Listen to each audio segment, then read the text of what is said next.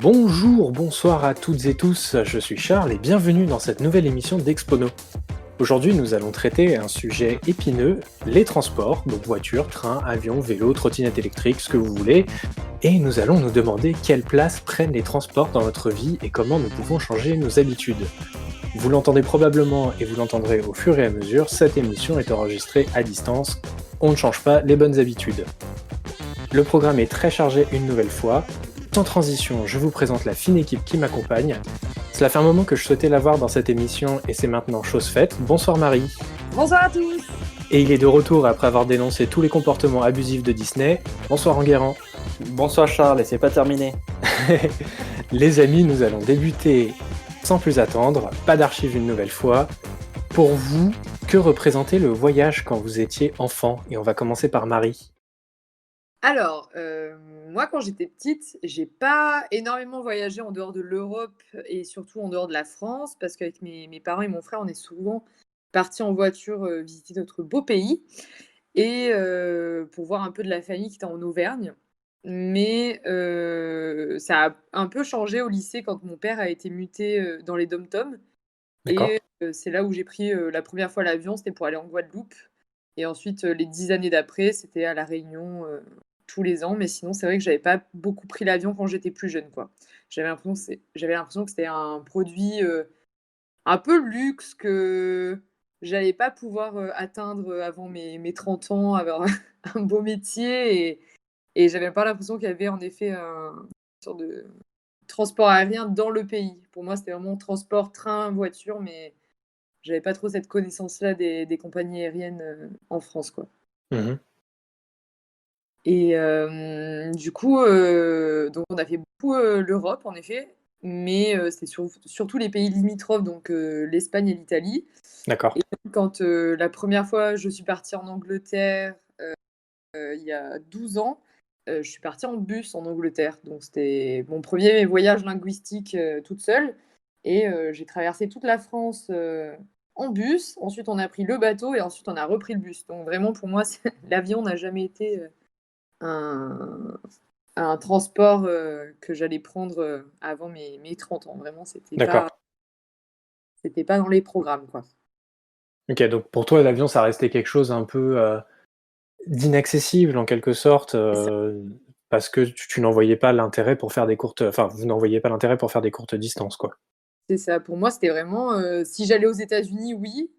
En Mmh. Australie, oui, mais comme c'était pas trop les plans, même en Europe, ouais, c'est ça, quand on allait en Europe, c'est vraiment la voiture, la voiture, la voiture. D'accord, OK. Et toi, Enguerrand? Alors pour moi, un de mes premiers souvenirs, c'était un voyage par avion, en fait. D'accord. J'ai entre 4 et 5 ans, j'étais au Mali, à Bamako et Mmh. justement, je me souvenais de prendre des avions pour aller de Bamako à Paris et c'était vraiment bizarre et donc effectivement, le voyage, c'est, un peu entre guillemets, central à mon enfance. Parce que j'ai beaucoup voyagé à cause du travail de mon père qui le forçait à déménager tous les 2 3 ans près de bases militaires. C'est pour ça qu'on a vécu surtout en Normandie à Évreux Mmh. et dans mon enfance, on utilisait, surtout la voiture du coup. Déjà parce qu'on habitait à la campagne et donc du coup la voiture c'était bien mieux pour aller, là où on voulait. Donc on prenait la voiture pour aller à la Baule ou pour aller à la randonnée et par contre, vu que mes parents étaient divorcés, il y avait ma mère qui habitait à Paris et pour aller à Paris, on prenait uniquement le train D'accord. et même à Paris, on prenait uniquement le métro. Donc c'est vraiment 2 parties, de l'enfance, qui se dégagent, en fait. Même, OK. c'est caricatural. Pour aller en vacances avec mon père, on prenait la voiture et pour aller en vacances avec ma mère, on prenait le train. Alors qu'on allait à des endroits de 50 kilomètres, de distance, en fait, l'un de D'accord, l'autre. oui, oui. Oui, donc les moyens de transport n'étaient pas les mêmes en fonction de du parent que tu allais voir, quoi? Voilà, c'est ça et OK. donc voilà et bizarrement, du coup, j'ai appris à préférer le train. C'est c'est parce que j'aime bien le fait de j'ai pris beaucoup, beaucoup de trains. Encore aujourd'hui, je prends le train souvent parce Mmh. que j'associe ça au calme et j'associe ça bah, j'associe pas ça au mode des transports que je peux avoir en voiture, dans l'enfance, c'était surtout, c'était surtout les trains, quoi. C'était ça s Tu entrais dans un train SNCF et ça sentait les vacances déjà. Oui, c'est ça, c'est-à-dire qu'en fait, toi, tu associes les transports aux vacances? C'est ça. OK, OK, et toi, Marie, c'était ça aussi, tu associais les transports aux vacances? Alors oui, forcément, quand tu pars en vacances, c'est quand même, pas forcément près de chez toi. Donc oui, les transports, c'est une dimension vacances.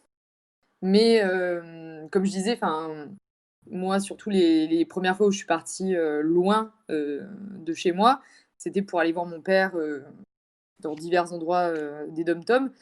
Et là-bas, enfin, après c'est mon expérience personnelle, mais quand on est allé là-bas, lui était occupé à travailler et du coup, avec, ma mère et mon frère, on restait un petit peu à l'hôtel ou, à la D'accord, maison. Donc ça dépendait. d'accord. Ça dépendait des semaines, quoi. Voilà. Ouais, ouais, non, je comprends.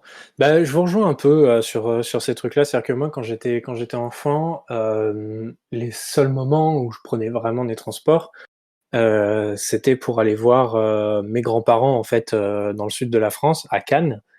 Et je me souviens des trajets de voiture qui duraient, genre 10 heures, avec mon père qui conduisait, et on descendait toute la France en fait, enfin on partait de Paris et on arrivait à Cannes, on partait en plein milieu de la nuit. Je me rappelle, on partait à 2-3 heures du matin, pour essayer d'arriver en pleine journée, là-bas.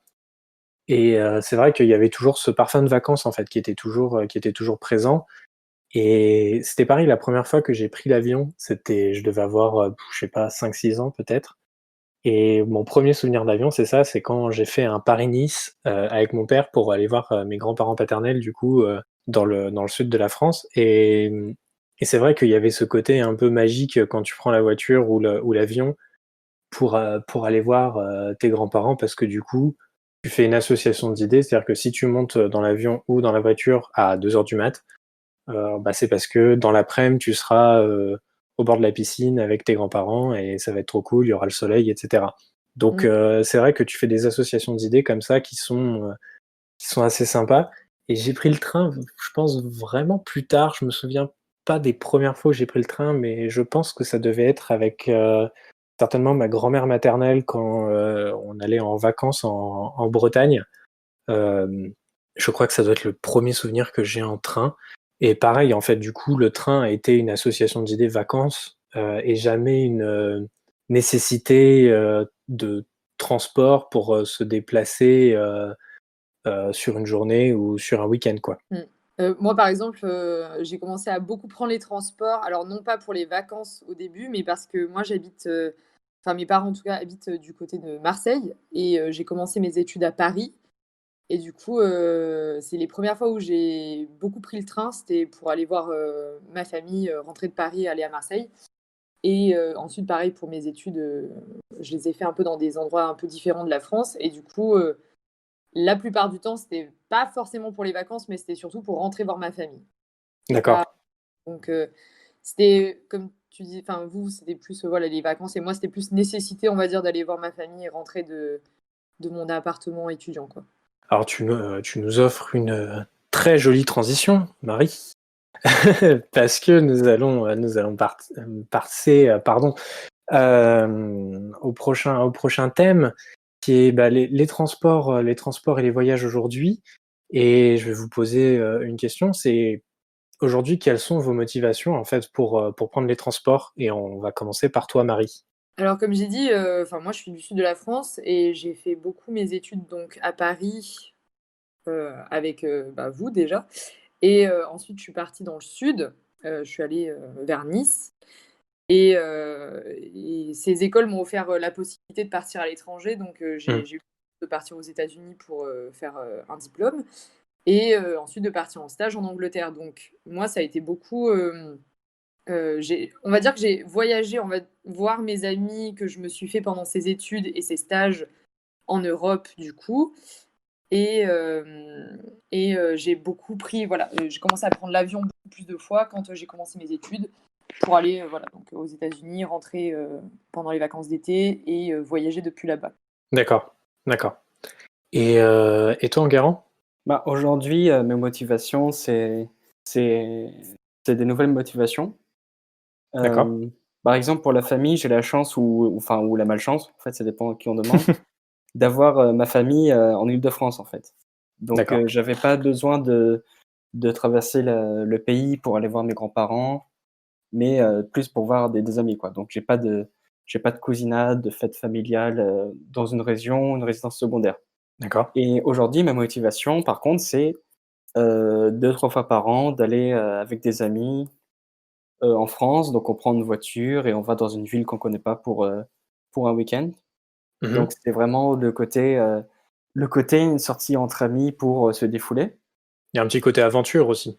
Ah bah, oui, bah, oui, moi j'utilise les voyages pour, aller à l'aventure, quoi, pour me Mmh. dépenser, que ce soit en faisant des randonnées entre montagnes ou pour faire des activités, associatives ou sportives. En général, quand je voyage quelque part, c'est que j'ai une raison de le faire, tu vois? C'est pas pour, c'est pas une station balnéaire ou c'est pas un club med, c'est, quelque chose, qui apporte, tu vois, du piquant ou qui apporte, de l'inattendu, quoi. Donc D'accord. et et j'ai aussi commencé à voyager, pour chercher un emploi, parce qu'en ce moment, je cherche un emploi. Si vous avez des emplois, contactez-moi. Et ça m'a demandé de prendre des transports, en fait. J'ai pris pour la première fois l'avion, enfin, j'ai dû prendre l'avion pour aller à Toulouse. C'était un peu bizarre de prendre un avion pour aller en France. J'ai dû prendre un train pour la Suisse, donc des voyages qui m'auraient intéressé en temps normal, c'était vraiment nul d'y aller Mmh. pour ça, en fait. Ça change totalement ma vision des transports et donc pour moi, les transports aujourd'hui, c'est, pour me dépenser, pour partir à l'aventure. D'accord. Rentabiliser en quelque sorte avec, des choses qu'on trouvait pas à Paris, en fait.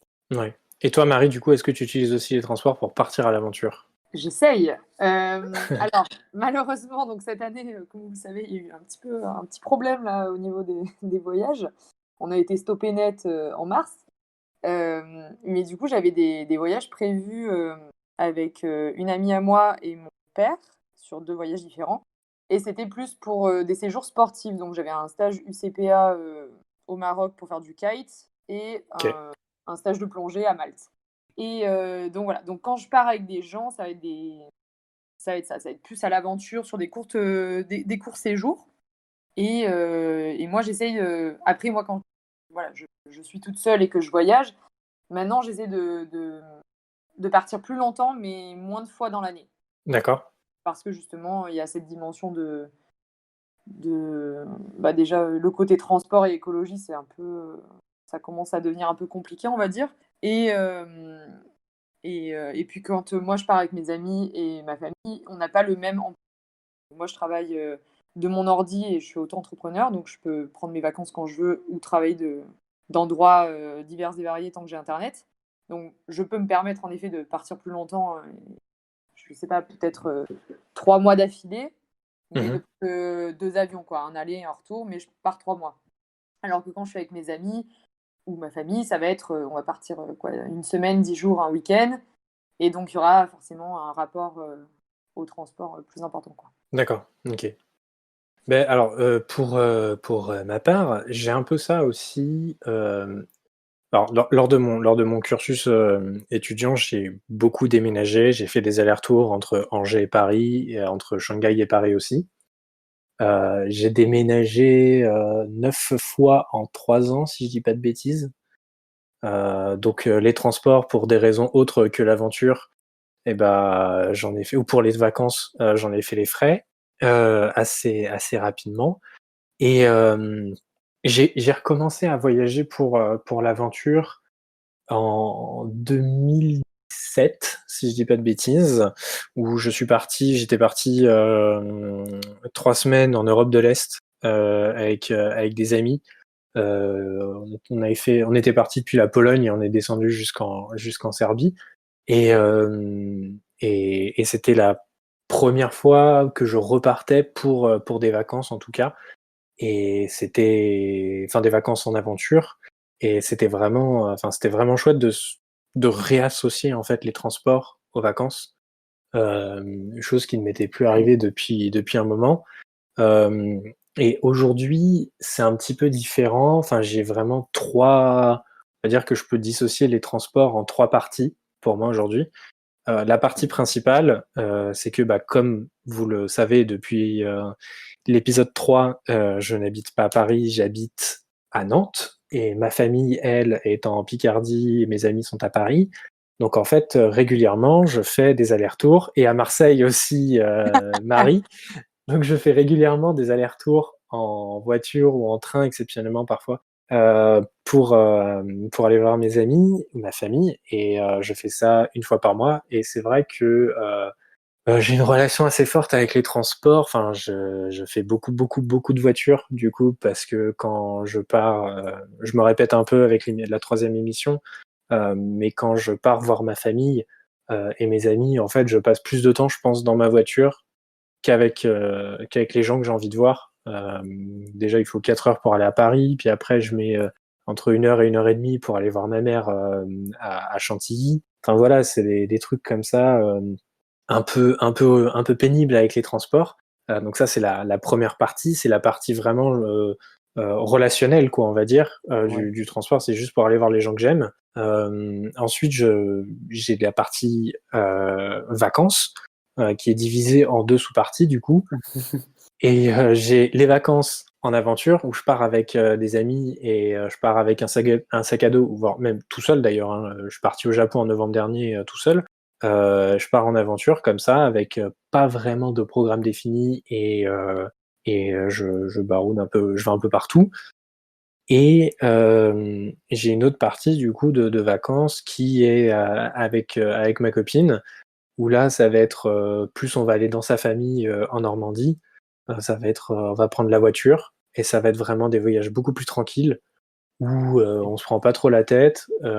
Généralement, on va toujours au même endroit, chez ses grands-parents et en fait, on passe, généralement 1 semaine à voir, ses cousins, toute sa famille et en fait, j'associe du coup le transport à un truc hyper relaxant à ce moment-là et pas du tout à un stress ou quoi. Parce que quand je pars tout seul, du coup, le transport a un côté un peu stressant parce que comme je ne prévois rien, parce que c'est comme ça que j'aime voyager, d'un autre côté, je m'inflige un stress, avec tout ça, alors que là, quand je voyage avec ma copine, c'est un peu plus tranquille. Est-ce que vous aussi, vous différenciez comme ça des transports en fonction des gens avec lesquels vous voyagez? Garant, tu as un peu parlé de quand tu prends une voiture avec tes potes, pour partir à l'aventure. Mais est-ce que Ouais. pareil, tu dissocies quand tu pars, avec ta famille ou quand tu pars avec ta copine? C'est, hem, alors je fais pas cette distinction-là, en fait, c'est vraiment plus pour le but. C'est vraiment que je fais une distinction entre les week-ends entre amis, en voiture et de la randonnée en prenant le train, par exemple. D'accord. Pour moi, il y a certaines choses qui sont bien meilleures avec une voiture et d'autres bien meilleures avec un train et d'autres bien meilleures en avion. Si je vais aller dans des pays, qui sont très, très loin de la France en bus, ou en voiture, c'est vrai que l'avion, ça va être, primordial pour moi. Alors que ça ne m'intéresserait pas d'aller dans le sud de la France ou dans un pays limitrophe en avion, par exemple. Mmh. Mais ça dépend vraiment de ce que je compte y faire, quoi. D'accord, d'accord. Et toi, Marie?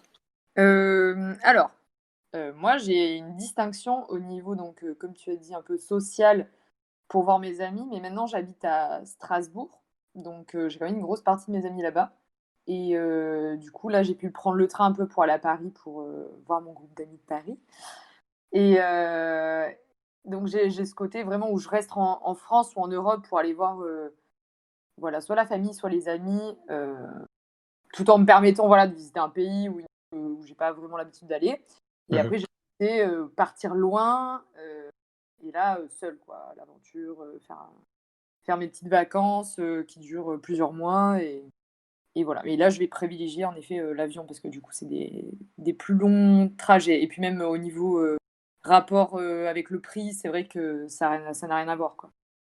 Oui, oui et pareil, encore une fois, oh là là, tu me tends une perche, mais absolument terrible. La Dis reine des perches. donc. Hem, pour passer donc du coup à la thématique suivante, qui va être, un peu un questionnement sur la prise de conscience au niveau des transports et savoir, on va s'interroger un peu si on a des remords, en prenant, certains transports et Marie, je vais te laisser enchaîner là-dessus. Alors, Donc, on va commencer par le commencement. J'ai commencé à beaucoup voyager, comme j'ai dit, quand j'étais en études et en France. Et il y a eu l'apparition du TGV Max.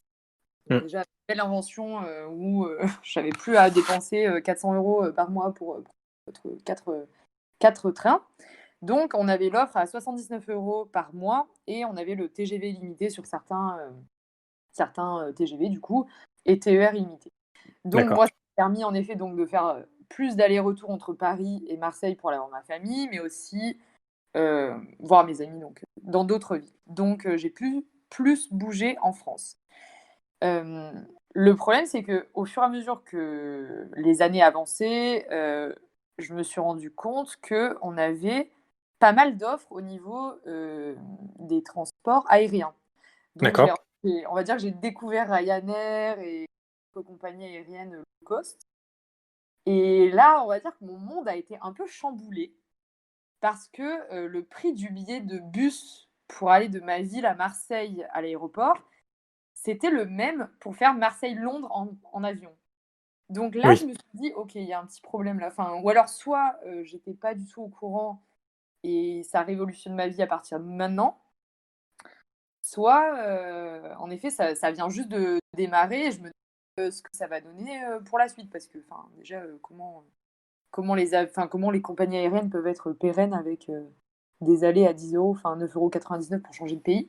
Déjà, ça me dépassait, quoi. C'était, pour moi, c'était fou, quoi. Enfin, je payais 80 euros un mois pour aller en France et à côté de ça, Mm. je pouvais payer 10 euros pour changer de pays. Donc, ça a été une sorte de révolution pour moi aérienne. Et après, j'ai eu une conscience écologique. Et là, je me suis dit, bon, attendez, il y a un petit problème quand même de faire payer si peu cher des transports très, très polluants, alors que les trains sont quand même, ont quand même une pollution moindre, mais ça coûte, je sais pas, moi par exemple, là, justement, je regardais pour aller à Strasbourg, pour un aller-retour, moi j'avais eu en train, on était sur du 211 € avec quasiment 6 heures aller, 6, même voire plus, 7 h 30 retour avec un changement. Et par contre, en avion, bon, bah, c'est 50 € l'aller-retour pour 1 heure aller, 1 heure retour, quoi. Ouais, le choix est vite fait. Oui, voilà, donc même si avant, j'étais un peu moins dans l'écologie, enfin, j'étais encore en études et c'était pas une dimension qui était encore très frappante à mon âge, on va dire, ou en tout cas à mon époque, parce qu'on peut être, éveillé, enfin notre conscience, écologique peut être éveillée à n'importe quel âge. Mm. Mais c'est vrai que maintenant je me rends compte, enfin plus je compare des prix et plus j'essaie de voir, voilà, enfin, comme je dis, voilà, comparer des prix pour aller à un certain endroit. Enfin, je vois la différence entre le train, le bus et l'avion, et aussi avec le temps. Enfin, il y a pas trop photo, quoi. Enfin, l'avion, très pollueur, mais on met fois moins de temps et on paye 20 fois moins cher, quoi. Et ça a été, c'était une révolution, mais en même temps un choc, quoi, parce que, enfin, du coup, on avait beaucoup plus de possibilités, mais en même temps, est-ce que c'est une bonne idée d'avoir autant de gens aient cette possibilité alors qu'on est en train de. Bah, c'est ça, c'est toute la question, en fait. C'est que tu donnes la possibilité à beaucoup plus de gens de voyager. Du coup, ça c'est un cercle vicieux, en fait. C'est-à-dire que, bah, du coup, les gens ont la possibilité de voyager, donc ils voyagent, ce qui est tout à fait normal vu que c'est maintenant accessible pour eux. Et du coup, après, ça entraîne du tourisme de masse et tout ça, donc du coup, bah, ça crée beaucoup de pollution derrière et c'est un problème très difficile à endiguer et puis quand tu vois, en plus, bah, tu disais les offres attractives des compagnies low cost, hem, tu te demandes comment elles arrivent à s'en sortir et quand tu vois après, tu regardes les bénéfices qu'ils font et que tu vois que EasyJet, Ryanair font près d'1 milliard de bénéfices, tu te dis: «Mais attends, il est où le problème?» Puis après, tu fais quelques petites recherches et tu comprends vite pourquoi, il y a si peu de enfin, le prix est si peu cher. Hem, l'entretien des avions, bon, ils font juste le minimum. Il y a un turnover de malade sur les avions. À peine arrivés, ils repartent tout de suite. Ils font à peine le ménage dans les avions. Donc en fait, ils ont un turnover de trajet qui est beaucoup plus important. Le personnel est pas hyper bien traité, donc là aussi ça tourne pas mal, mais ils s'en foutent parce qu'ils les payent pas très bien. T'as pas de plateau repas ou de trucs comme ça, tu dois tout payer en fait à l'intérieur et quand tu te rends compte qu'une gorgée d'eau va te coûter 5 €, bah non, enfin tu vas pas boire ta gorgée d'eau à 5 €.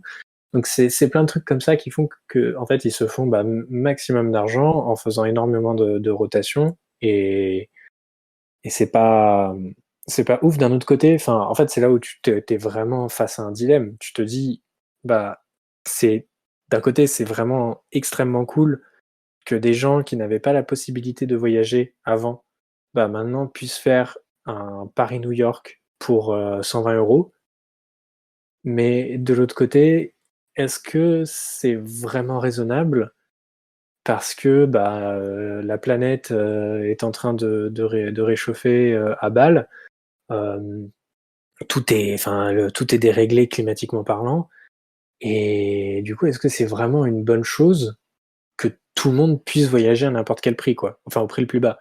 Après, Et ouais, parce qu'après, tu as aussi le côté, en prenant cet avion à 9 €, ben, tu vas, à un endroit et tu vas dépenser genre, des centaines et des centaines d'euros pour, mmh, des activités, pour, du tourisme et ça dérègle, l'économie locale, en fait. Mine de rien, parce que c'est New York, c'est un peu comme à Paris, tu vois? S'il y a plus, de touristes que de Parisiens, il pourrait y avoir, les Parisiens vont se casser de Paris, quoi. Enfin, bah, schématiquement. ouais, ouais, non, C'est mais c'est ça, ça tu va être raison. il faudra plus plaire aux touristes qui seront, plus friqués Mmh. qu'aux personnes locales, qui auront pas les budgets de rester, dans le centre de Paris Non, mais c'est et clair et puis oui, tu appliques ça à un pays en développement et ça bute un peu, bah, non, non, mais c'est clair et puis en plus, l'offre de transport n'a jamais été aussi variée qu'aujourd'hui. Enfin, maintenant, on peut prendre pour aller, je vais aller, mettons, à un Paris-Londres.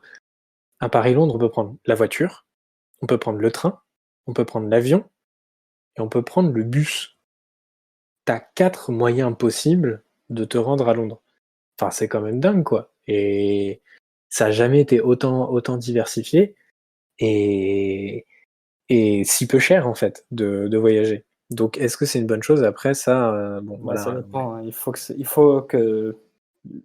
ça vaille le coup, en fait, ton voyage. Il faut pas que ce soit que de la dépense. Il faut en retirer, quelque chose de plus, quoi. c'est sûr, hein, c'est sûr. Après, tu peux pas te dire que, tu voyages juste pour aller, pour, rapporter des goodies, quoi. Ça n'a aucun intérêt. Tu y vas pour, enfin, tu voyages pour faire, pour découvrir une nouvelle culture, pour apprendre une nouvelle langue éventuellement, pour, comprendre comment les gens pensent, en dehors de ton pays. Mais c'est vrai que quand tu vois, ce qu'achètent les gens, quand ils viennent en vacances, je vais vous donner un exemple. En 2016, lors de la compétition de football, l'Euro, je travaillais à la fan zone de Paris et sur la fan zone du Champ de Mars, du coup et j'étais vendeur, au Superstore, Euro 2016 et il y a des clients, je sais plus d'où ils venaient, je crois qu'ils venaient d'Arabie Saoudite, qui sont venus et qui ont commencé à tout acheter dans la boutique et en fait, ils prenaient tout et moi je les ai accompagnés du coup pendant le trajet pour, enfin de la boutique pour leur expliquer, pour les aider machin et en fait, les mecs ne regardaient même pas le prix de ce qu'ils achetaient. C'était juste, le merchandising avec écrit Paris, France, Euro 2016 machin et petit à petit la visite continue enfin la visite, les achats continuaient et moi, je voyais leur panier, mais grandir, grandir, grandir. Je me dis: «Mais enfin, attends, c'est des t-shirts de merde, en fait, que tu es en train d'acheter. C'est des trucs made in China, enfin, ça n'a aucun intérêt ce que tu es en train d'acheter, quoi» et les mecs ont même fini par, acheter, un crampon, enfin une chaussure crampon, de Gareth Bale dédicacée. Je sais plus combien ça coûtait 750 balles, je crois, un truc comme ça et les mecs se sont barrés avec. Et ils s'en sont tirés pour, 2 500 € je crois dans la boutique de merchandising et c'est là où tu te dis: «Mais en fait, bah, les transports, ça a cette limite-là, quoi». C'est qu'en fait, les personnes arrivent et dévalisent tout et c'est un cercle vicieux derrière qui s'enchaîne, quoi et c'est vraiment un enfer, quoi. Bah, c'est ça, c'est aussi, enfin, c'est le côté responsable des entreprises, mais le côté aussi responsable du consommateur. Tu vas pas aller, dans certains pays comme, ben, là, Bali, par exemple, là où tout le monde va en ce moment, enfin et moi la première, hein, d'ailleurs, hem, pour acheter, je sais pas, genre, que des souvenirs, à la boutique. Enfin, dépenser des milliers et des cents dans une économie qui sera ni pérenne, aux locaux et qui va justement en plus les handicaper parce que plus tu dépenses, plus il y a une offre, enfin, plus ils vont devoir faire une offre, Ouais. et enfin, quand on voit que c'est tellement pollué par, tout ce qui est, enfin, déjà la surconsommation, mais surtout le plastique et compagnie, enfin, là-bas, c'est vraiment un enfer de plastique, enfin, de voir que nous, on consomme, enfin, on va dans des pays comme ça enfin, qui vivent, on va dire, plus simplement que certains pays, qu'on connaît et on va là-bas et on dépense comme si on était, les rois du pétrole, quoi. Enfin, des choses dont on n'a pas besoin. Enfin, je sais pas, moi, ça me choquait en tout cas, Ah mais je suis tout à fait d'accord. Et après, tu as cette image, du touriste de pays développés blanc qui fait un peu ce qu'il veut, dans le monde entier, en fait. On cherche à le soutirer plus d'argent, on a l'impression qu'il va acheter plus de trucs, mais c'est juste une image qui a été installée à force de, tous ces voyages, quoi. bah, surtout C'est que nous, ça. on a un pouvoir d'achat plus important que, bah, voilà, par exemple, l'Indonésie et du coup, là-bas, enfin, les gens pensaient qu'on allait dépenser vraiment, mais sans compter, quoi. Mais enfin, moi, j'avais un budget, enfin, moi, je j'ai pas un salaire de fou, quoi, donc quand je vais en vacances, je vais pas dépenser mon argent dans des trucs inutiles. Ça va être vraiment, activités, sportives et Mmh. culturelles. Mais je vais pas aller m'acheter, des petits goodies, je rapporte rien à mes parents, enfin, désolée d'ailleurs, mais je ramène, j'envoie des cartes postales et je ramène des photos. C'est J'ai pas envie de dépenser mon argent dans des, comme on appelle ça, des petites conneries qu'on trouve à l'aéroport ou dans les petits boui-boui, quoi. Enfin, c'est pas, dépenser, intelligemment, je trouve. Mais Ouais, mais ouais. Non, mais je comprends et je suis tout à fait d'accord avec toi. Quand je suis parti au Japon en novembre, j'ai retrouvé un pote, là-bas, un peu par hasard d'ailleurs, c'était assez marrant. Et on a fait un circuit, en bus de nuit. On est parti de Tokyo pour aller à Kyoto, puis après on est allé à Osaka, puis on est retourné à Tokyo derrière. Et hem et j'avais trouvé ça, hyper, choquant à Kyoto. Tu un très grand temple, je me rappelle plus du nom, un temple en bois magnifique, qui a été construit il y a très, très, très longtemps, 1er millénaire, donc vraiment c'était en 800 et des patates qu'il a été construit, je crois, le temple. Et hem et en fait, c'est un truc qui est ultra visité, au Japon, et j'étais mais ahuri du monde qu'il y avait. Et en fait, le temple est en haut d'une colline et tu un chemin, en fait, qui monte pour, rejoindre le temple. Et en fait, sur ce chemin, t'as mais 300 000 boutiques de souvenirs à la con, et c'était archi blindax partout.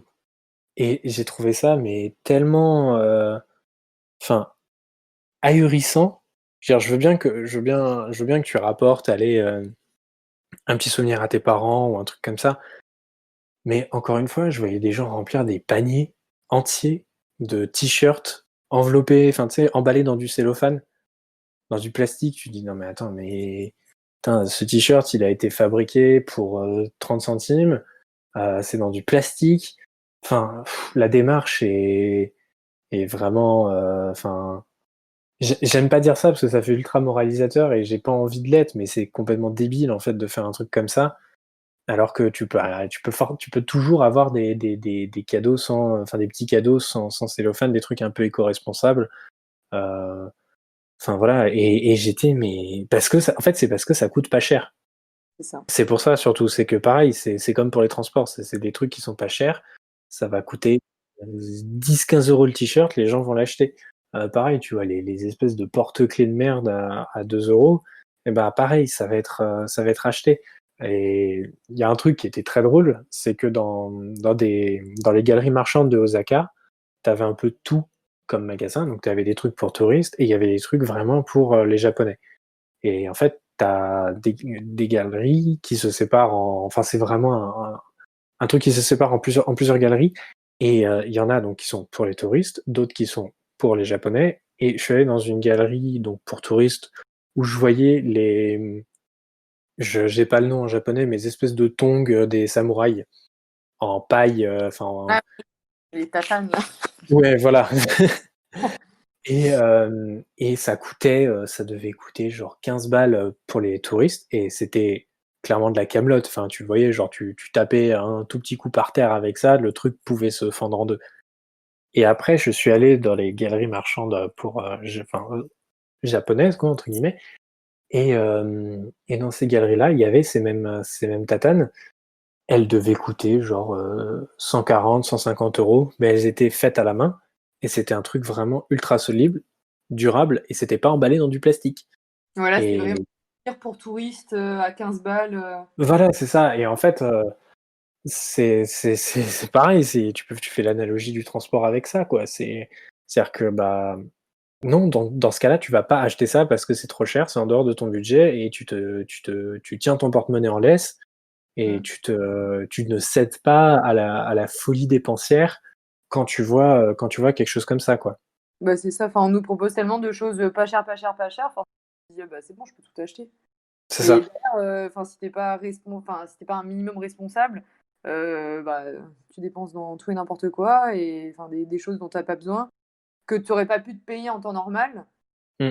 Et enfin, je sais pas, je trouve que quand tu voyages, ou même quand tu veux rapporter quelque chose, que tu veux t'acheter quelque chose, n'importe, enfin, même un voyage à la base, enfin, quand j'étais plus jeune, pour moi, vraiment voyager, c'était tu grave de thunes, et après tu pars, et tu content, genre tu profites de tes vacances et tu te dis: «Ouais, j'ai économisé X mois pour y aller». Maintenant, bah, tu même pas besoin d'économiser. Enfin, après, c'est très bien pour, le côté, on va dire individuel, c'est très bien Mmh. pour, une personne, c'est trop cool. Enfin, moi, je suis trop contente que ce soit comme ça. Mais, on n'a plus trop la dimension où en mode t'économises pendant des mois, et ensuite tu pars et tu dis: «Ouais, enfin, j'ai dépensé 4 000 €». Voilà, c'était vraiment the voyage des 3 prochaines années, quoi. Mmh. Maintenant, les voyages comme ça, ton transport, il coûte quoi? 300 € l'aller-retour, pour aller à l'autre bout du monde.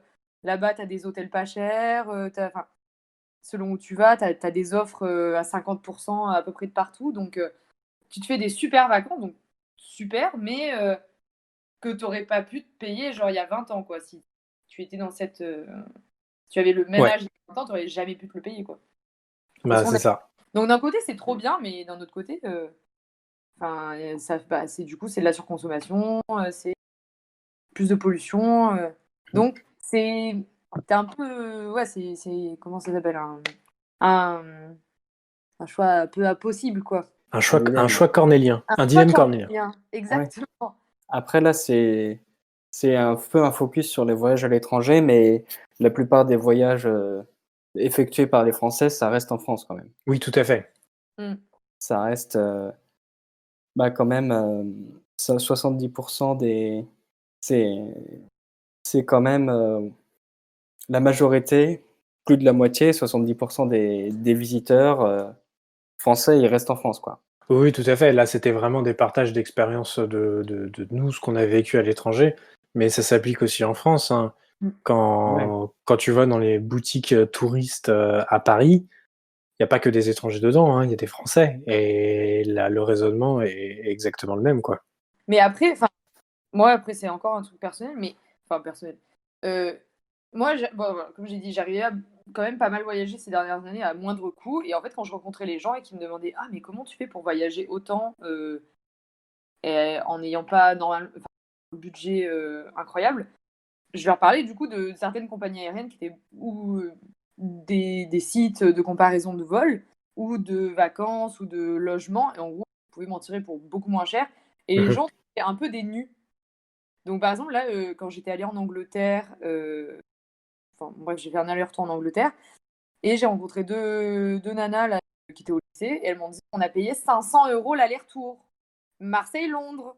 Quoi? Enfin, je comprends pas. Enfin, il y a beaucoup de gens, j'ai l'impression que pour eux, partir, enfin, et encore maintenant, hein, je pense qu'ils sont pas au courant de certains stratagèmes, dirons-nous, pour justement partir pas cher.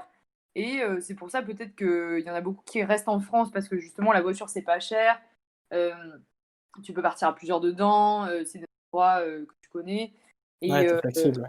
et c'est vrai que quand je leur parle, je sais pas, mais oui, voilà, ma famille, mes tantes ou les parents d'amis ou enfin bref, ils me demandent toujours, voilà: «Comment tu fais pour partir autant alors que voilà, bah, tu pas d'argent?» Enfin, j'ai de l'argent, mais pas voilà, j'ai pas gagné au loto, quoi et ils sont toujours très étonnés, quand je leur parle de ce genre de site, Mmh. de ces moyens, de voilà, de partir pas cher et pour eux, ils sont encore, moi, enfin, ils sont encore cette personne de moi il y a 10 ans, qui connaissait pas tout ça, quoi. Oui. Ouais, bah, oui, bah, c'est le voyage à l'étranger, même le voyage en général, Voilà, c'est toujours considéré comme quelque chose de inaccessible. plus ouais, c'est ça, oui, Alors c'est ça. qu'il y en a qui gagnent plus que moi et ils se disent: «Ah, je peux jamais partir en vacances». Enfin, j'ai de l'argent mais je dedans. Oui, mais c'est toi aussi. Si je veux pas mettre Ouais. 1 000 € là-dedans, alors que tu pourrais Ouais. partir 1 mois et demi, en Indonésie, enfin, non, mais c'est vrai, hein, Ouais, enfin, ouais. moi j'ai payé très peu cher, hein. Je suis partie 2 mois, seule. J'ai payé, les 2 mois, 2 000 € quoi. Avec tous les billets d'avion, les cours de surf, les cours enfin tous les trucs quoi. Mmh. Et c'est beaucoup moins que ce que j'aurais dépensé, si j'étais restée en payer mon appart, ma nourriture, mes sorties, sans faire d'activités sportives et d'excursions incroyables, quoi. Ouais, parce que tu as fait de ce voyage un vrai investissement, en fait, Mmh. Oui, mais qui pour allait te et eux, je pense qu'aussi, pour eux, c'est ce côté un peu, «Ah, je pourrais jamais partir, comme ça», parce qu'eux, ils veulent un cadre, ils sont très, «Nous, on veut partir à l'hôtel, on veut prendre tel avion dans telle classe, dans des dates très précises», alors que je pense qu'il faut un peu être, Ah bah, la flexibilité joue un rôle, très, très important pour partir pour pas grand-chose, hein. c'est ça. C'est d'ailleurs maintenant même une case que tu peux cocher quand tu réserves un vol. Mmh. Il y a une case flexibilité que tu peux cocher, flexibilité de 2 jours pour te proposer des alternatives moins chères. C'est ça. ah ouais? Ouais, Tu as plus ou ouais, moins ouais. 3 jours aussi et tu as des alertes Oui, aussi. oui, enfin, il y a maintenant, il y a vraiment plein de trucs, enfin, même les compagnies, «mainstream» entre guillemets, proposent en fait des tarifs, enfin, essayent de te montrer que, c'est possible de voyager pas cher, avec elles, quoi. Mais par exemple, Skyscanner, ils ont sorti une option là, il y a quelques mois avant, où en gros, tu pouvais regarder sur un trajet donc par exemple, tu sais que tu veux partir, je sais pas, voilà, faire un Paris-New York, et tu mettais cette sorte d'alerte avec, une date et il te disait, est-ce que les prix vont augmenter ou descendre? En gros, est-ce que Ah tu ouais? devrais payer ton billet maintenant pour ce billet-là? Ou Mmh. est-ce que, bon, je sais pas, voilà, le 12 juin, tu veux partir, Paris-New York, est-ce que ça vaut le coup de prendre ton billet maintenant ou est-ce qu'il faut attendre? En gros. Donc il y a beaucoup, beaucoup de moyens, donc comme tu as dit Charles, des plus ou moins 3 jours pour comparer, aux alentours de la date où tu veux partir, tu as des alertes qui Mmh. te préviennent et tu as ce genre de services en effet qui te disent: «Ben, réservez maintenant ou attendez un peu que les prix descendent». Donc tu as beaucoup, beaucoup de moyens en effet de partir pour du low cost, quoi. Ouais, ouais, c'est vrai. Et toi, Enguerrand, du coup, est-ce que, tu as eu un genre de prise de conscience, au niveau des transports? Ben, j'ai eu une prise de conscience, effectivement, plutôt récemment. C'est en voyant, comment le train a évolué, en fait. Vu qu'avant je prenais, quand même beaucoup le train, même à un moment, je prenais plus le train que la voiture Mmh, et ben, j'ai vu que, les prix commençaient à être de plus en plus chers, que c'était pas aussi bien desservi, que ça me retirait de la flexibilité, en fait mmh, et une flexibilité que j'ai trouvée dans, les autocars, Macron. En fait. C'est d'accord. la loi qui a permis, enfin, on l'appelle la loi Macron, mais c'est la loi qui a permis de créer, 4 lignes de bus, pour toute la France et pour l'Europe et ça, pour moi, ça a été un changement, central parce que ça a tué le train, en fait. Ça a tué le train C'est vrai. en faisant en sorte qu'il aille aux mêmes endroits, mais moins cher et donc là encore avec des tonnes de publicité pour, faites du tourisme, en masse, faites des Mmh. voyages proches de chez vous, tout ça et bah, au final, j'ai trouvé que, bah, ça m'a dégoûté de prendre les bus, en fait. Tellement je le prenais et qu'au final, ça me manquait, le train que ça m'a fait réfléchir, en fait, à quelle sorte de transport je veux utiliser pour voyager, quoi. Pour correspondre à tes valeurs. C'est ça et au final, je me suis plus reconnu dans les voitures en location ou les voitures partagées, en fait. Mmh. Parce que même si ça m'intéresse pas d'acheter une voiture, ce qui me plaît plus, c'est d'utiliser une voiture qui traîne quelque part, en fait Ouais. OK. et de et de faire des conversations, avec, des personnes qui ont aussi ont envie de partager, en fait, leur voiture et de partager leur plaisir Et de voyager, quoi. et tu fais du covoiturage, du coup? Bah, j'en ai fait, oui. Bah, par exemple, un moment, j'ai traversé la Suisse en covoiturage, c'était vachement sympa D'accord. et ouais, en général, j'ai pris pas mal de voiturage parce qu'en fait, il y a certains endroits que même avec un bus ou même avec un aéroport, tu peux pas accéder à cet endroit-là précisément, quoi Mmh. Ouais, carrément. et C'est donc vrai. là, ça me rend flexible de ouf et en plus, ben, j'évite, j'utilise une voiture, qui f qui aurait consommé, quoi qu'il arrive, tout cette essence-là, quoi Ouais. et ça me Mmh. semble plus proche, bah, en plus, il y a une proximité, quoi. C'est pas non D'accord. plus comme si, comme lorsque j'ai pris, par exemple, un avion, low cost pour aller en Moldavie, bah, on avait vraiment l'impression d'être du bétail, quoi et Oui. moi, en tant que consommateur, tu vois, j'ai un certain standing, hein. Je suis pas, Le client est roi. bah, ouais, je suis pas un porc, moi. Non, mais c'est aussi le non, mais je rigole bien sûr parce que je trouve que c'est assez dégradant, en fait, le tourisme de masse dans la mesure où ça te met des gens en dessous de toi, en fait. Genre, quand je regarde, les gens qui travaillent pour EasyJet, tu vois, ils m'ont pas l'air, c'est un travail qui les rend pas heureux, tu vois? Ça m'active un peu la corde sensible, tu vois? Après moi, j'ai payé pour les asservir aussi, donc mais du coup, ça me fait culpabiliser de ce point de vue-là, tu vois? Ouais. Même plus que pour l'environnement, quoi. Mmh. Bah, je comprends tout à fait et là, je te rejoins à 100 sur, une prise de conscience, par rapport aux compagnies low cost. Hem, le jour où j'ai vraiment pris conscience de ça, c'est quand j'ai fait un Belgrade-Paris pour 25 € et que j'ai vu la tronche de l'avion.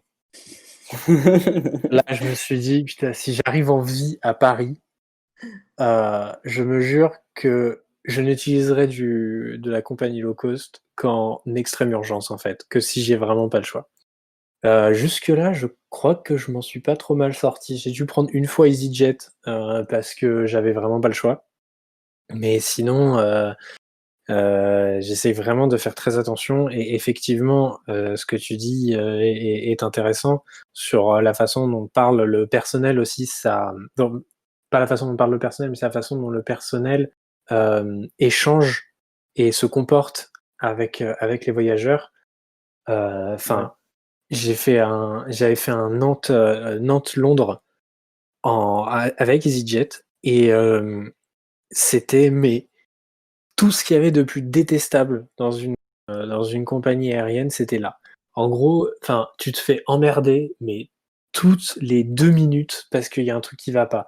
Genre, truc tout bête, mais tu ta valise, tu as une valise cabine et tu gardes ton ordinateur à côté en sacoche parce que tu sais que tu vas devoir bosser dans l'avion. Moi, c'était mon cas.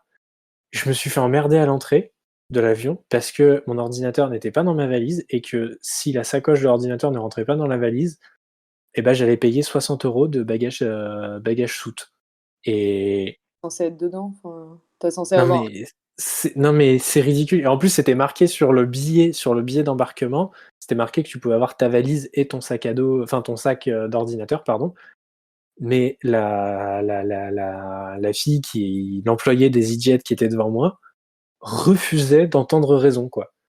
C'est là où tu te dis: «Mais putain les pauvres quoi», genre ils font vraiment un travail hyper ingrat et je suis sûr que c'est pas de gaieté de cœur, tu vois, qu'elle m'emmerde pour ça et voilà et franchement, ouais, bon après je sais pas, je pense qu'il y en a effectivement, ils sont tellement saoulés de leur taf que du coup ils se vengent un petit peu sur les voyageurs, mais c'est vrai que là, ça a été particulièrement pénible et tout le vol a été particulièrement pénible. Heu, enfin, tu vois, genre, tu es en train de dormir tranquille, tu as quelqu'un qui vient te réveiller pour te dire: «Eh, vous voulez un verre d'eau ou un sandwich?» Je fais: «Bah, à 5 s'il te plaît, c'est pas compris dans le prix du billet, donc viens pas me réveiller pour ça, enfin, Tu vois, c'est pas comme quand tu fais un Paris, je sais pas quoi, mettons un Paris, Japon, enfin Tokyo, où là, effectivement, on va venir te réveiller parce qu'il y a des repas qui sont distribués pour tout le monde. Bien sûr. Là, on vient me réveiller pour me proposer un vieux sandwich triangle à 35 €. Enfin, s'il te plaît. Donne-moi ton argent. Ouais, c'est ça. Et enfin, c'est tout ce qu'il y a de plus détestable, en fait. Et là, je me suis dit, ok, vraiment, enfin, les pauvres personnels de bord qui travaillent dedans, enfin, c'est vraiment l'enfer. Alors après, ça dépend des compagnies. Par exemple, j'ai un voisin qui travaille chez Transavia, qui est la compagnie low cost de Air France, et ça se passe très bien. Mm. Donc, ça dépend aussi un peu. Mais c'est vrai que, enfin, quand tu vois les mecs, ils ont pas du tout envie d'être là. Personne n'a envie d'être là, en fait. C'est ça qui est un peu bizarre. C'est le personnel de bord n'a pas envie d'être là. Les voyageurs n'ont pas envie d'être là non plus. Vraiment, tout le monde s'interroge et se regarde un peu en mode, bah, on va dans la même direction, donc bah, allons dans la même direction. Genre, t'as l'impression de prendre un Blablacar de force, en fait. Mm. Et c'est vrai que c'est un petit peu relou, quoi, ce genre de truc. Mais bon, voilà, hein, on essaye de faire, tout le monde essaye de faire au mieux, mais c'est vrai que bon, tu te sens un peu coupable en fait quand tu prends ces moyens de transport là. Tu te dis bon, allez vas-y, ça me saoule quoi. Et puis comme je l'ai dit dans la dernière émission, je suis coupable aussi. Enfin, je me sens un peu coupable de prendre aussi souvent ma voiture Mm. pour faire des Nantes-Paris, enfin des allers-retours entre Nantes et Paris.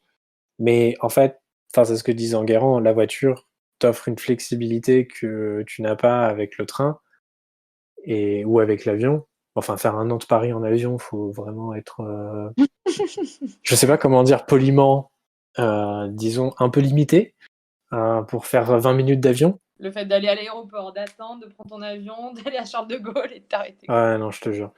Et, euh, et du coup, c'est vrai que bah, je me sens un peu coupable quand je prends la voiture. Parfois, ça m'est arrivé de prendre la voiture tout seul parce que je partais à des horaires où il n'y a pas de personne qui peut faire du Blablacar à ce moment-là. Mm. Et du coup, t'as un peu ce côté pendant ton trajet, c'est surtout quand tu vas faire le plein d'essence quand t'es arrivé, où tu t'en sors pour 55 € d'essence. Puis en fait, tu vois les litres d'essence, genre c'est 35 litres quoi, que je prends pour faire un Paris-Nantes. Mm. Et là, tu te dis, mais attends, j'ai dépensé 35 litres d'essence à moi tout seul pour faire un voyage de 350 kilomètres. Mais qu'est-ce que j'ai fait de ma vie? Enfin, ça va pas, quoi. Faut arrêter d'avoir ce genre de comportement. Il faut ou que je prenne des gens avec moi pour limiter ça, ou que j'arrête de prendre la voiture. Donc après, est-ce que l'arbitrage, c'est est-ce que je suis prêt à sacrifier ma flexibilité euh, pour, euh, pour avoir un comportement plus responsable?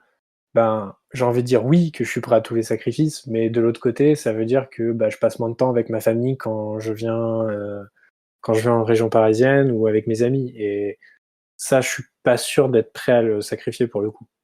Mm. Bah Donc, oui, pardon. vas-y. Du coup, après, quand tu fais du covoiturage, c'est quand même toi, donc sur Blablacar ou Mobicoop, c'est une équipe coopérative, donc dans le même délire que le Blablacar. Mais c'est toi quand même qui fixe ton aller, ton retour, les heures. Justement, Ouais. c'est à d'autres de s'adapter si c'est toi qui Alors, fais le trajet. oui, c'était le cas quand Blablacar est arrivé en France. Enfin, est arrivé en France, n'importe quoi, parce que c'est français. Quand Blablacar a été créé, il y avait ce vrai esprit de covoiturage. Mm. Moi, je prenais pas Blablacar en tant que passager et je partais. Bah moi, je suis assez ponctuel pour ces trucs-là parce que j'ai pas envie de faire, enfin, d'embêter la personne qui conduit. Je suis ponctuel, je suis flexible. La personne me dépose, enfin me prend à un endroit A et me dépose à un endroit B. Je me rends à ce point A et depuis le point B, eh ben, je me débrouille pour atteindre ma destination finale. Sauf Ouais. que Blablacar a vraiment changé, je trouve, depuis 3-4 ans. Où là, j'ai arrêté d'être passager et je suis devenu plus conducteur Blablacar. Et là, il y a vraiment un truc complètement différent, c'est que déjà, ça coûte très cher Blablacar aujourd'hui, je trouve. Les frais de dossier sont vraiment extrêmement élevés, ce qui fait qu'au final, prendre un Blablacar, ça te revient presque aussi cher que de prendre un train. dans certains Parfois, cas. ouais.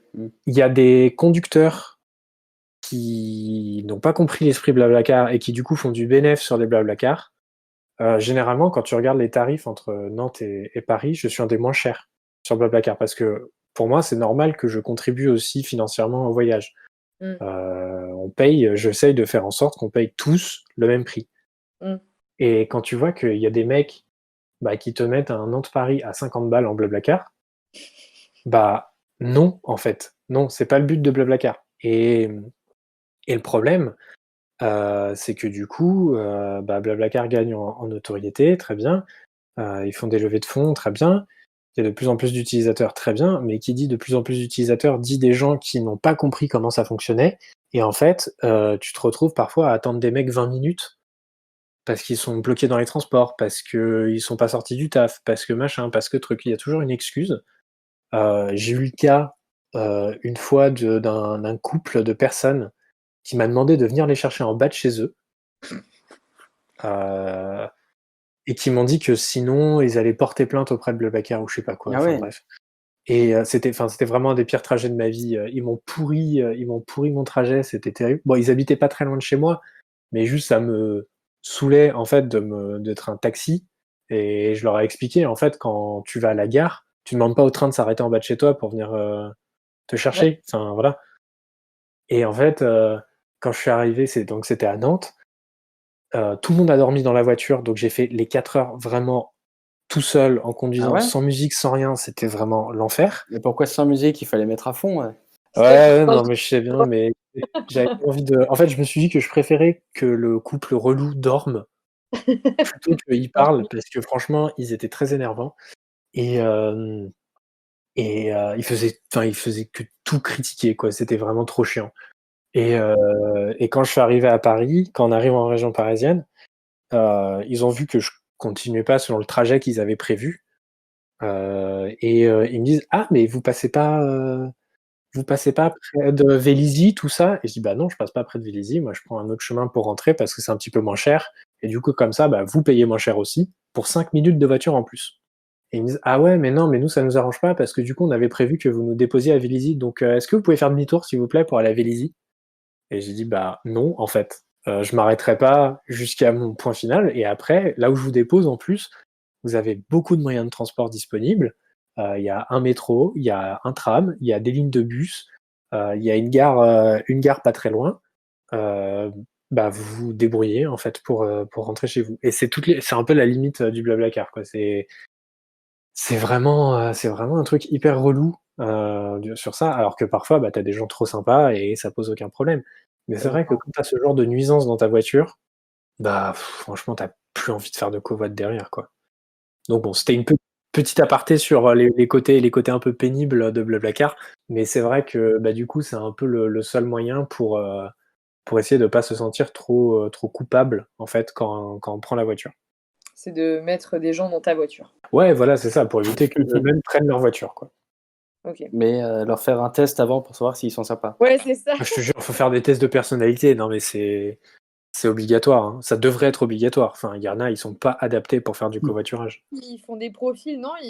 Si je me rappelle bien, parce que j'ai fait quelques Blablacar en tant que passager, parce que j'ai décidé de rater mon permis 3 fois, l'année dernière. Du coup, je crois que ça va durer encore un petit moment. Mais j'étais passagère et en effet, on faisait une sorte de profil. En gros, tu disais un peu ce que tu faisais et si tu voulais parler, écouter de la Ouais, musique. ouais. Mais après, il faut que les gens jouent le jeu, en fait, c'est ça le C'est problème. ça. Ça, tout le problème.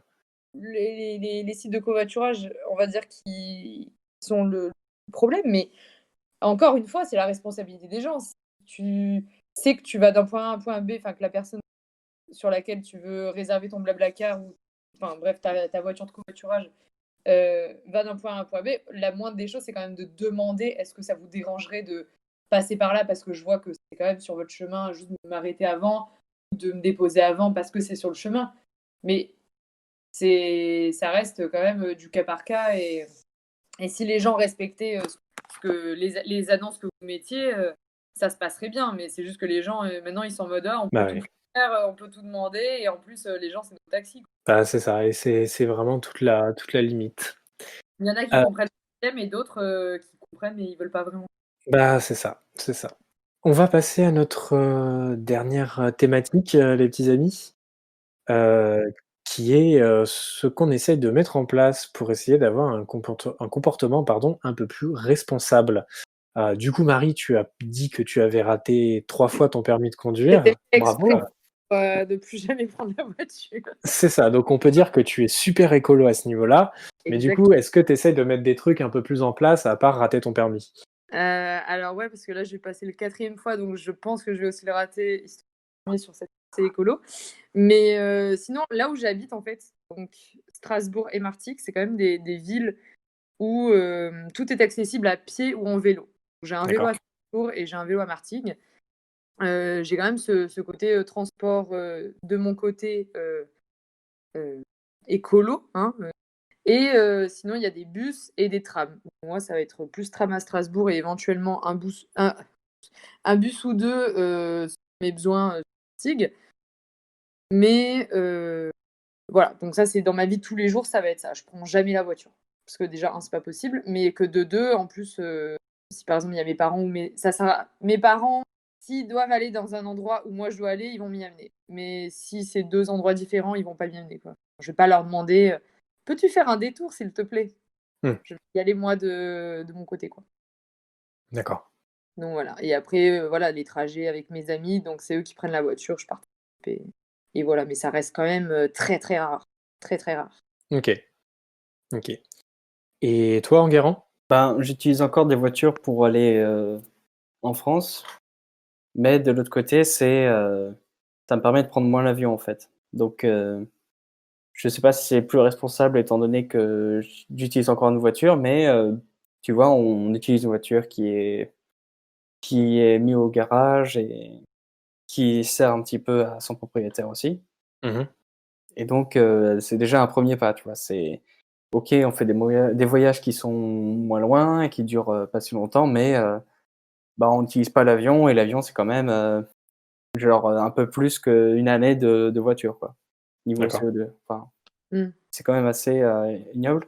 Et du coup, dans ma vie de tous les jours, j'utilise surtout je me suis mis au vélo et avant, j'utilisais uniquement les transports en commun, donc j'essaie vraiment de devenir cycliste, même si c'est pas facile parce qu'il y a tellement de voitures. Oui.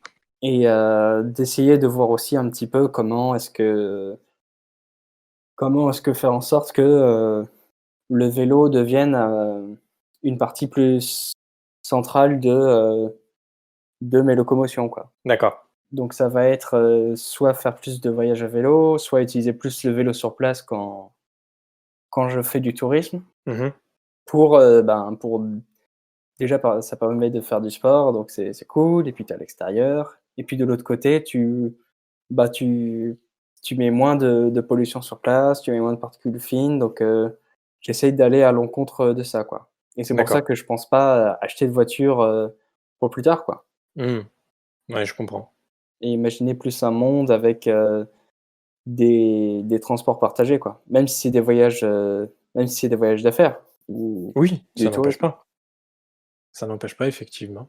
et militer un peu plus, quand je peux, quoi. Mais pas tout le temps parce qu'après tu deviens un connard de cycliste, donc faut bah, oui, Nous, on a toutes les pistes cyclables sur Strasbourg et on est un peu les rois. Enfin, on va dire, genre, quand t'es cycliste, tu vas ouais. voir, tu vas dire ah, les piétons, ils sont sur notre piste, nanani, nanana. Et quand t'es piéton, t'es en mode ah, c'est cycliste, ils sont sur notre trottoir, nanani, nanana. Bref, c'est Ah un ouais. enfin. Et comme moi, je suis les deux, genre, je critique plus personne parce que du coup, je suis les deux. Non, je m'autocritique, mais mes potes, ils clashent un peu, ouais, c'est Ah pas mal. ouais. Mais là, justement, j'ai vu qu'à Paris, en tout cas, enfin, et bah, même chez moi d'ailleurs, il y a eu énormément de progrès avec les pistes cyclables. Tout à fait. Ouais. J'ai vu une énorme progression. Enfin, ça faisait au moins un an ou deux là que j'étais pas allée à Paris. Je suis venue il y a 2 mois, 3 mois avant le confinement. Et là où j'étais, il y avait vraiment des pistes cyclables de partout et ça m'avait frappée, quoi.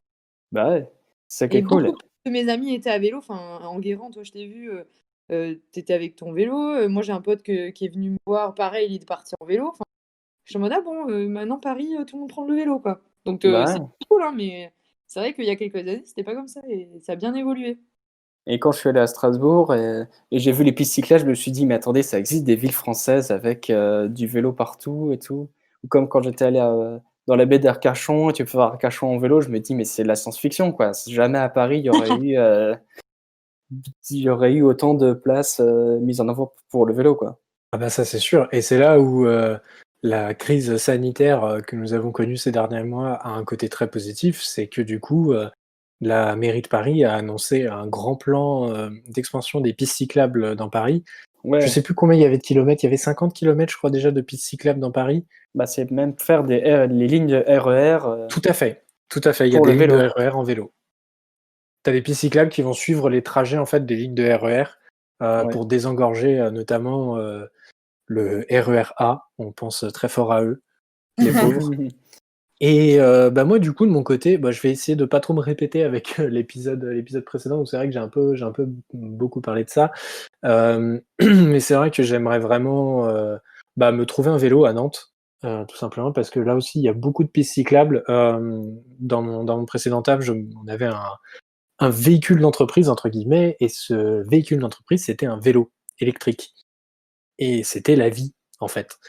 Et avec un vélo électrique, tu vas quand même assez vite, et du coup, bah, c'est trop cool, et du coup, j'aimerais bien me trouver un petit vélo comme ça pour me déplacer plus facilement, dans Nantes.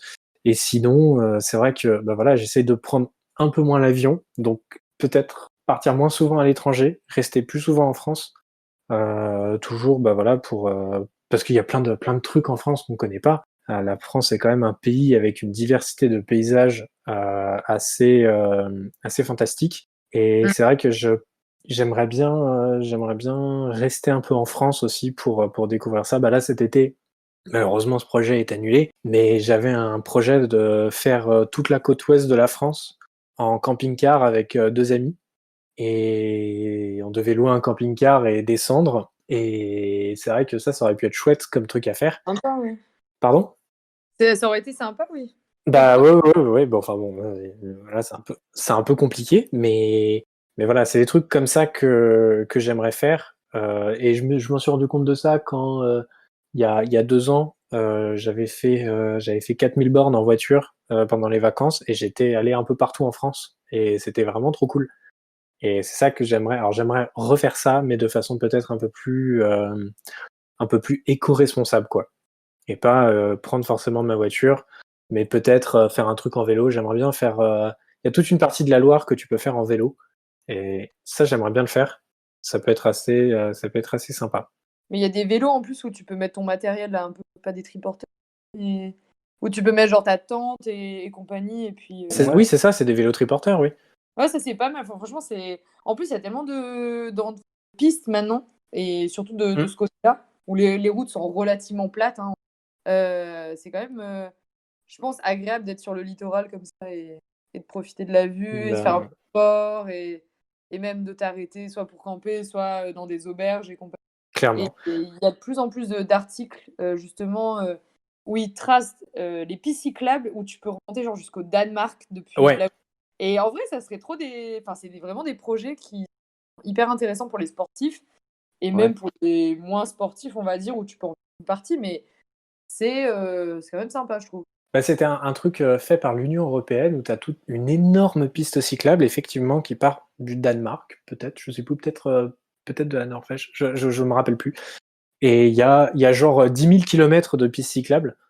Donc bon, c'est un peu compliqué de faire les 10 000 bornes, mais du coup, tu as tout un circuit en fait, qui passe par la France, l'Espagne, qui passe par l'Italie, tous les pays un peu, des pays de l'Est, et qui remonte du coup dans les pays nordiques. Et c'est vrai que ça peut être un projet, ça peut être des trucs assez sympas à faire, et peut-être, pourquoi pas, l'équipe d'Expono, vous emmènera, sur ces pistes cyclables, là, et vous fera un épisode, dédié. Bah, c'est très amusant que tu parles de ça parce qu'en fait, mon père est dans une association de promotion du vélo D'accord? et il était censé organiser cet été la traversée de la Norvège, en vélo. D'accord, OK. C'est ça. On y va. Et bah, du coup, voilà, j'ai mes contacts. L'année prochaine, Eh ben écoute, OK, très bien. L'an prochain, on fera ça. Toute l'équipe d'Expono ira, faire du vélo, et on fera un petit témoignage audio comme ça, le long de un genre de vlog audio le long du trajet. Franchement, moi je viens, hein, y a pas de souci. Très bien. On en reparle l'an prochain. Ça marche. Les amis, on va conclure tout doucement cette émission. Bon, globalement, on a vu qu'on essaie quand même d'adopter un comportement plus responsable en termes de transport. On aimerait tous pouvoir prendre le train plutôt que l'avion pour des distances courtes, mais malheureusement, le train est devenu si cher qu'on se voit presque obligé de prendre l'avion. Le train est vraiment réservé à une certaine élite, entre guillemets, du transport. Mais après tout, est-ce que c'est vraiment normal de ne payer que 10 € pour faire un trajet de 900 kilomètres? Bah, peut-être que le problème se situe ici et on l'a dit précédemment. En fait, on rentre dans un cercle vicieux et comme il est facile de voyager à un prix très abordable, cela engendre plus de trajets et cetera et nécessairement une pollution accrue et donc du tourisme de masse. Voilà, tout ce qu'on a dit précédemment. Et j'aimerais terminer cette émission avec une citation de Roger Fournier dans le livre À nous deux. Et Roger Fournier nous dit: l'imagination est la meilleure compagnie de transport au monde. Chères auditrices et auditeurs, je vous encourage à mettre 5 étoiles sur Apple Podcast si cet épisode vous a plu. Suivez-nous sur Instagram pour ne rien rater de notre actualité et pour voir un peu les coulisses de l'émission, et sur Facebook ainsi que Twitter pour découvrir des ressources complémentaires. Et surtout, n'hésitez pas à nous dire ce que le voyage représente pour vous, quelles sont vos motivations pour voyager et les actions que vous essayez de mettre en place pour avoir un comportement plus responsable. On vous l'avait annoncé dans la 3e émission, on essaye de mettre en place un système pour interagir un peu plus facilement avec vous. Peut-être que ce ne sera pas une chaîne Twitch comme dit précédemment. On essaiera peut-être de mettre en place un live Facebook 48 heures après la sortie de l'épisode. Donc on est en train de travailler là-dessus et des annonces seront faites très bientôt à ce sujet. On vous dit à bientôt pour un prochain épisode. À bientôt, au revoir. À plus. À plus.